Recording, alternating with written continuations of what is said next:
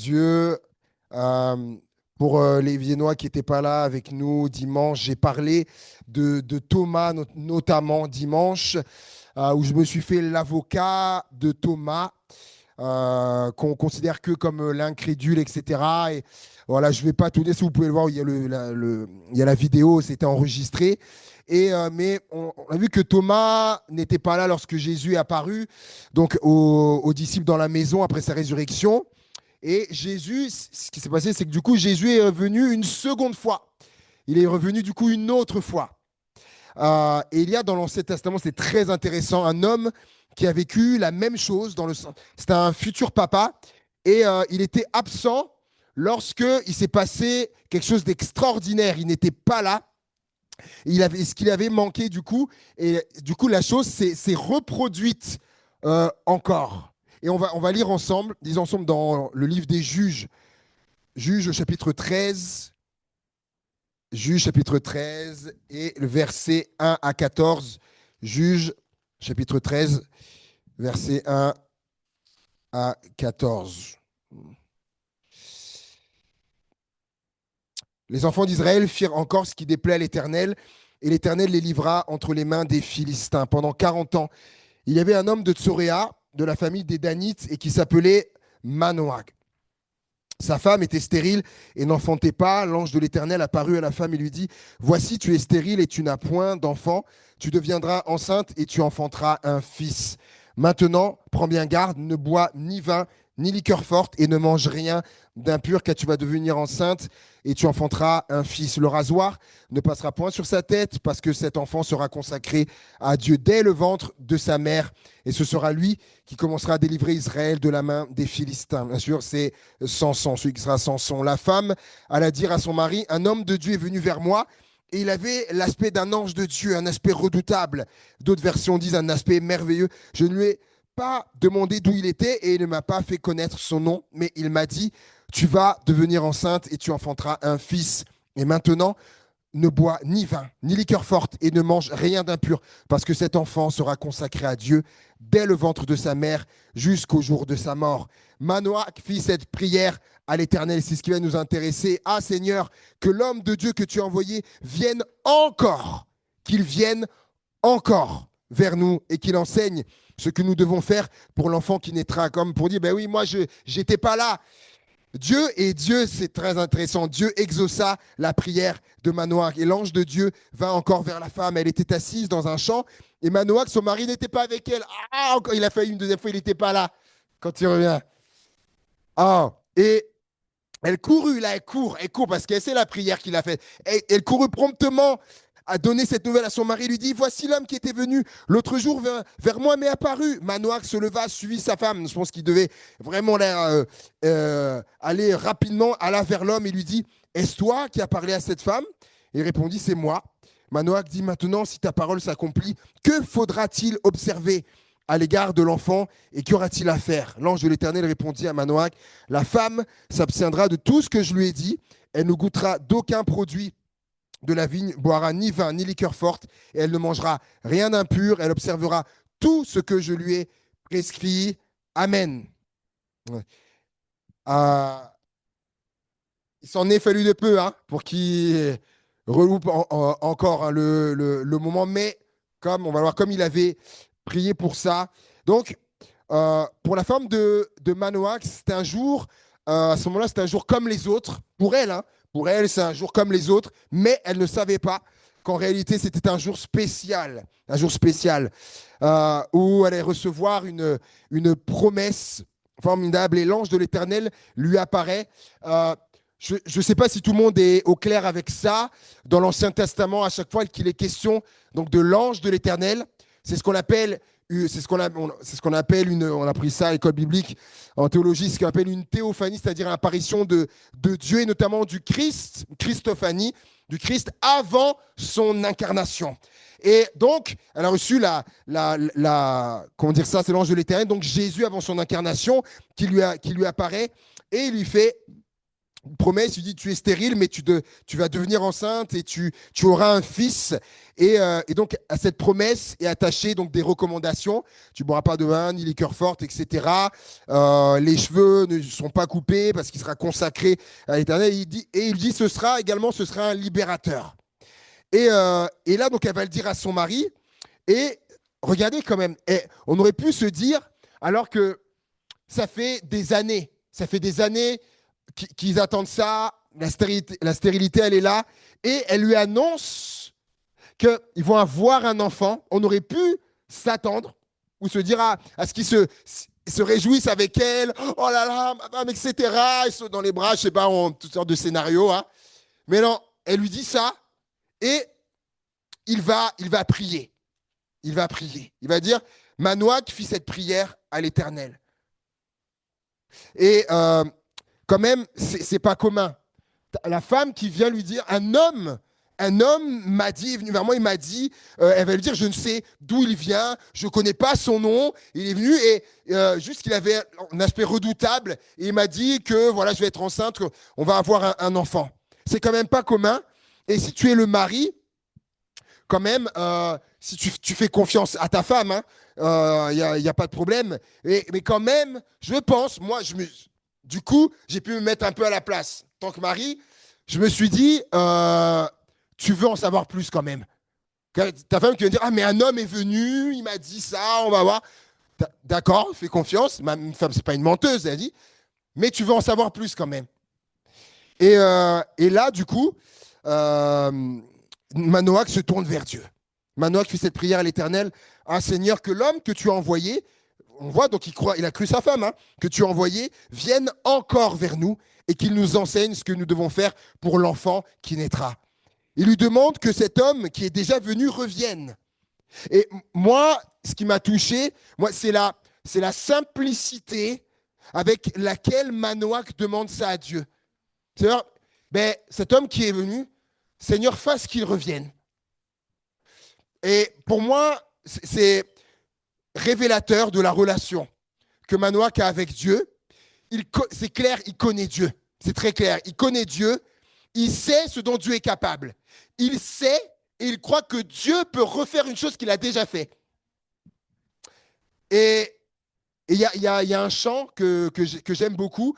Et dans ce chant, il est dit à un moment donné, il est dit, mes yeux t'ont vu bouger les montagnes et je le crois, tu peux le faire à nouveau. Et c'est exactement l'état d'esprit dans lequel est Manoach.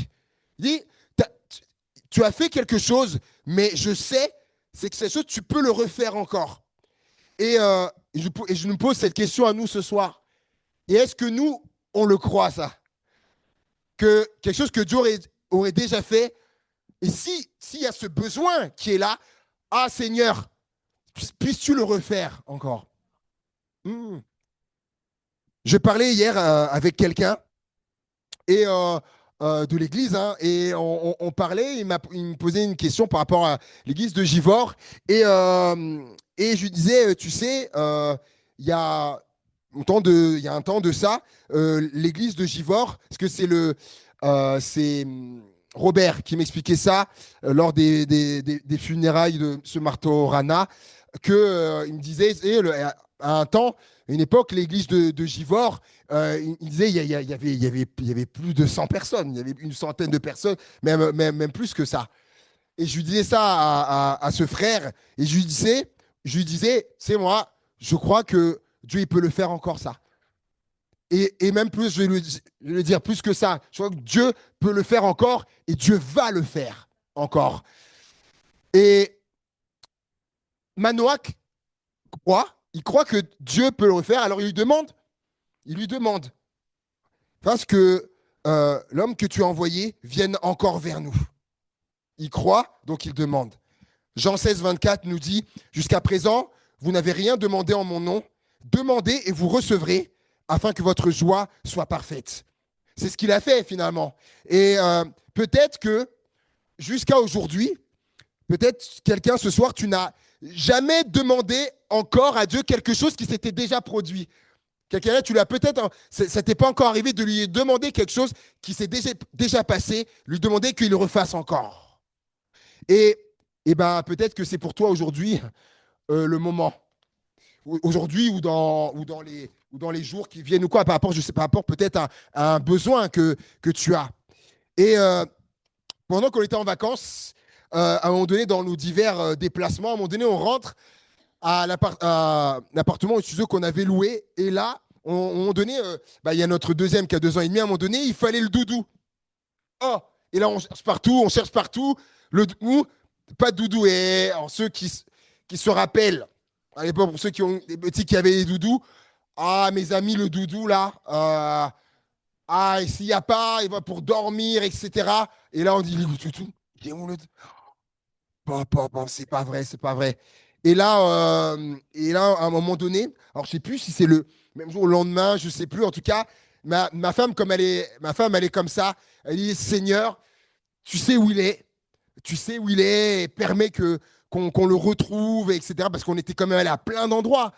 Et puis à un moment donné, lors d'un énième déplacement, on est là, on marche, etc. Et, euh, et puis, ma femme me dit, oh, qu'est-ce qu'elle voit là-bas sur un taillis de buissons, etc. Elle voit, ça approche vite. Oh, et donc le doudou qui avait été mis donc sur un buisson, voilà, dans un quartier dans lequel on marchait, on se baladait, quoi. Et, euh, et comme ça, on vous dit, oh, déjà, ça nous parle de plein de choses. Pour Dieu, il n'y a pas de petit sujet. Déjà. Et pour dire, ah oui, bon, mais non, pour elle, c'était important. Le Seigneur l'avait fait. Alors, la plus heureuse, c'était notre fille, c'était Mia. Et ce qui est arrivé, c'est qu'à un autre moment, ma femme, euh, elle retrouve plus. Elle retrouve plus ses nu-pieds qu'elle avait emmenés. Et là, c'est pareil, on allait sur différentes plages et tout ça. Et là, c'était les seuls qu'elle avait. Elle dit, oh là là. Mais elle dit, à un moment donné, elle dit au Seigneur, ben, Seigneur, tu l'as fait pour le doudou. Tu sais, tu sais pour mes chaussures, où est-ce qu'elles sont. Et vous savez ce qui s'est passé? Et ben, un jour, eh ben, elle les a retrouvées. Ces chaussures. Et elle savait que, elle le dit, tu l'as déjà fait, tu peux le faire encore. Hmm. Et est-ce que c'est biblique ça? Bon, voilà, Manoa qui le fait. On a vu, Dieu y répond en plus, hein. Et est-ce qu'il y a d'autres exemples? Regardez, le peuple d'Israël est passé, on le savait, il est passé à sec à travers la mer Rouge. Il est passé à sec. Regardez ce qu'il est dit. Dieu l'a fait encore, hein. Regardez avec Josué chapitre 3. Josué chapitre 3, verset 14.